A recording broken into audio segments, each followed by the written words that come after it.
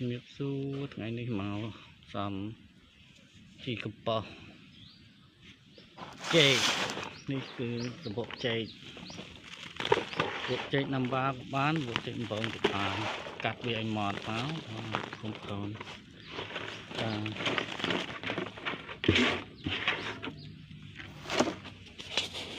នេះគឺលីមួកទាខ្ញុំដាក់2ចាន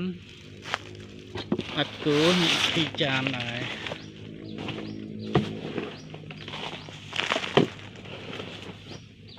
មានផែនកាមអត់គូជីកំប៉ុស្តចេកបាទហើយខ្ញុំចំបល់ឲ្យស្កប់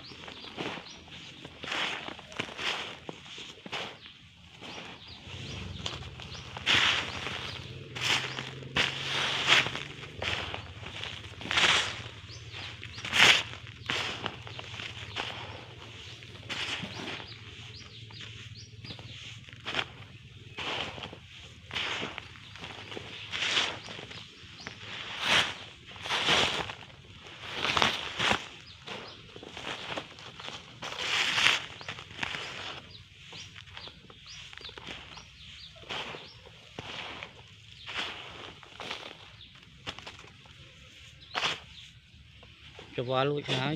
ចោលបានគឺមេជីធម្មជាតិ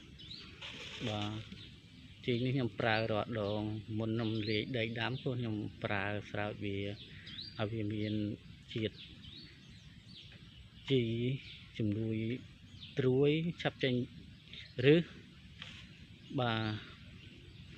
ទជីនេះមេជីផលិតពីពងមាន់ជាមួយនឹងទឹកដោះគោជូរមានទឹកដោះគោជូរប្រើជាមួយប៊ីចេងក៏បានបាទពងមាន់យកតែអាក្រហមនិងសវាយកន្លុកចូលគ្នាមកធ្វើជាមេជីកំប៉ុស្តបានអរគុណជំរាបលា